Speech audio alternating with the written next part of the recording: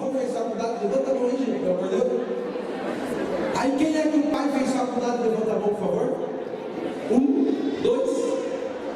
Quem aqui faz faculdade? Levanta a mão, por favor. Ou já fez? Olha o tanto de gente. Quem o filho, o neto, sobrinho, vizinho, amigo faz faculdade? Levanta a mão. Quase todo mundo já. Aí eu pergunto, como que hoje está pior do que antes? Se quase metade já fez faculdade, o avô e o pai não fez. E por que não fez? Porque o pai e o avô era vagabundo? Era preguiçoso? Não, porque não teve oportunidade. É com trabalho, é com luta, a faculdade é cara, tem que trabalhar demais, é verdade. Porque não existe nada fácil na vida. Não tem vitória sem luta. Porque as coisas que a gente conquista fácil, a gente não valoriza. O oxigênio que respira, ninguém dá valor.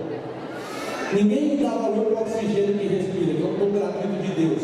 Amor de mãe, só depois que a mãe morre, não é assim? Só depois que perde. As coisas boas e importantes na vida, nós valorizamos depois que nós perdemos. Então as coisas estão melhorando, sim. Então quando a gente fala isso para a juventude, é para plantar esperança para ele. A mulher está reclamando que a escola progressiva está muito cara, não tem dinheiro para pagar.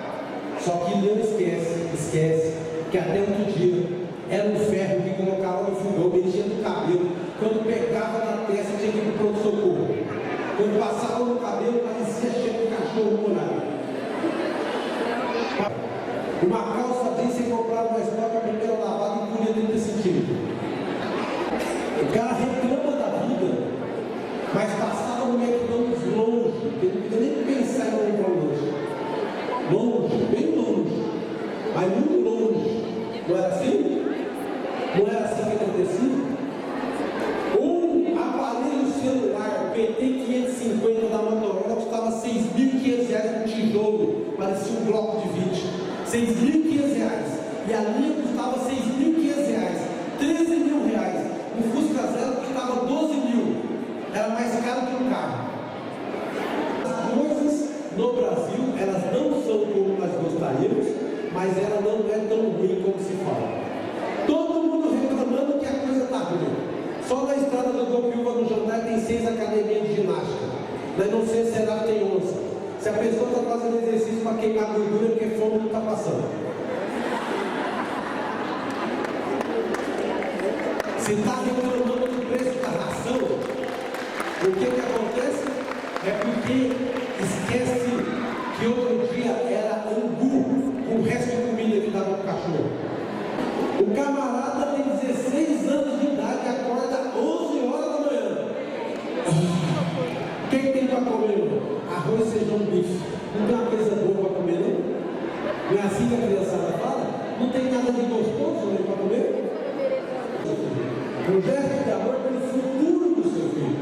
Porque é esse comportamento, esse compromisso de fazer uma escola cada vez melhor é que vai transformar a vida deles. Que eles vão saber enfrentar as dificuldades. Porque as dificuldades é lógico que sempre terão, mas é a forma de enfrentar essas dificuldades que vai ser determinante. Que a escola pode e deve ajudar. Prepará-los para poder enfrentar as dificuldades da vida. Porque elas sempre existirão por assim. Então, quem que nós temos que desenvolver nos nossos jovens? O nosso exemplo, a crença, a fé de que é possível mudar a sua vida. Que o ser humano tem um poder extraordinário. Que quando você se movimenta e acredita, forças extraordinárias vêm em sua direção. Quando você determina que você quer uma coisa, não há nada. Quando você sonha, Deus permite, não tem nada que impeça. Vocês imaginam, gente, lá na Idade Média, aqueles caras que saíam dos barquinhos, Pedro Álvares Cabral, Colombo, que saíam pelo mundo afora, imagina a situação. A mãe dele falando: filhinho, no fundo do mar tem um dragão, vocês vão cair no precipício. Nenhum deles tinha 30 anos de idade. Pizarro, Cortez, Colombo, Pedro Álvares Cabral, todos eles falando: mamãe, se tem dragão no fundo do mar, eu vou lá, porque eu quero ver se ele bota fogo pela frente dele. E aí ele saiu e conquistar o mundo. Essa vontade que eu e você nós temos de conquistarmos mais É importante, senão nós não teríamos fabricado submarino, senão nós não teríamos fabricado avião, senão nós não teríamos fabricado carro. Agora tem uma coisa: esse sentimento legítimo, natural que o ser humano tem de cada vez querer mais, não pode ser substituído pelo sentimento de que nós só podemos ser aquilo que nós temos. Deixa eu explicar o que eu estou falando. Nós não podemos pôr na cabeça do jovem que ele só é um cidadão de primeira categoria se ele tem um deles no Zoom Profecia 4 que pede R$1.100. Nós não podemos deixar os jovens se convencer que ele só vai ser um cidadão de primeira categoria se ele tiver um iPhone de R$3.500 por mês. Nós não podemos deixar as pessoas acreditarem que elas valem apenas o que elas têm, porque se ela valer apenas o que ela tem, ela vai querer ter de um jeito ou de outro, de forma honesta ou de forma desonesta. Então nós temos que dizer para ela que ela vale pelo que ela é, a importância que ela tem como indivíduo, como ser humano, e que só tem prazer na conquista, naquilo que é alcançado com luta, com determinação, com coragem. É isso que nós temos que falar para a nossa juventude. É isso que nós temos que falar para cada um deles.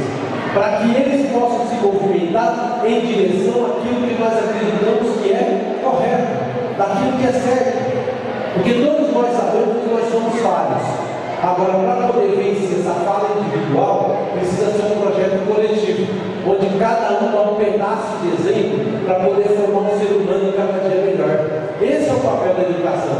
O papel da educação é chamar para reflexão sobre a natureza das coisas como elas são, a natureza dos seres humanos e como que a vida em sociedade pode contribuir para melhorar a vida da pessoa. Como que a saída para os problemas da humanidade são saídas coletivas, são saídas que não podem ser apenas individuais. Não há como uma pessoa resolver o problema da sua vida sozinha. O ser humano só é humano junto com outro humano. Se você for criado numa ilha deserta, sem nenhum ser humano junto, desde bebê, a chance de você ficar vivo é zero. E se você ficar vivo, você não vai desenvolver a fonética, não vai desenvolver a fala, você vai ser qualquer coisa menos um ser humano. O ser humano só é humano na relação com o outro humano. É só no respeito com o outro humano, na convivência com o outro humano, que não é fácil, que é conflituosa. Então nós vamos ensinar desde essa participação. Se reunir, sentar, ouvir não é fácil. Quem já morou em condomínio de prédio da Coab aqui? Alguém mora aqui? Já viu como que é uma reunião de condomínio? Vira aquela confusão que dá, né? Começa a reunião para resolver o problema. Aí alguém fala: você está fazendo muito barulho no seu apartamento, aí eu já grito, e seu filho fica falando maconha atrás do prédio. Aí já vira aquela confusão. Por quê? Porque não está preparado para a vida em grupo, não está preparado para a vida coletiva, não está preparado para poder ouvir, não está preparado para poder ser respeitado, não está preparado para a relação com o outro. Não é assim? Então a pessoa não faz, então ela não sabe, então ela acaba o quê? Partindo para a ofensa, partindo para a violência. Então aquilo que é uma solução democrática acaba sendo uma relação conflituosa. Então é por isso que o Conselho de Escola no dia de hoje, esse evento de hoje, para mim, é um dos mais importantes que a educação patrocinou até os dias de hoje. Porque a grande missão da nossa gestão na área da educação é ver o sorriso estampado no rosto das nossas crianças. Não há como educar alguém que não tenha satisfação de estar sendo educado. Não há como libertar alguém das drogas quem não queira ser liberto das drogas. Não há como alguém progredir na vida se ele não souber para onde ir. Porque o freio não só a favor de quem não sabe para onde ir. Não tem como. A pessoa tem que saber para onde ir. Tem que firmar um propósito. Tem que buscar seu objetivo. Aí sim a pessoa realiza. Aí ela conquista. Aí ela alcança aquele sonho. Então por isso, gente, que como eu disse hoje, eu ficaria triste, viu, senhor, se a gente concluísse o nosso mandato e não tivesse a voz dos conselhos. Agora o conselho, ele só vai funcionar, ele só vai motivar novas pessoas, ele só vai crescer, ganhar força, vai depender da capacidade dos próprios conselheiros. que o conselho é para cobrar e para colaborar. Não é só para cobrar, nem só para colaborar. É para fazer os dois. É para fazer os dois. Tem uma tradição anglo-saxã, que é a igreja americana, que quando tem um problema se reúne para resolver o problema. E tem uma tradição nossa que é aquela de Portugal, Espanha, que é tacar pedra nos outros para resolver o problema. Nós temos que resolver o problema. Muitos dos problemas, dos conflitos que existem na humanidade, você deve resolver numa relação com a comunidade. Quando a comunidade se sente dono da escola, picham menos, quebram menos, arrebentam menos da escola.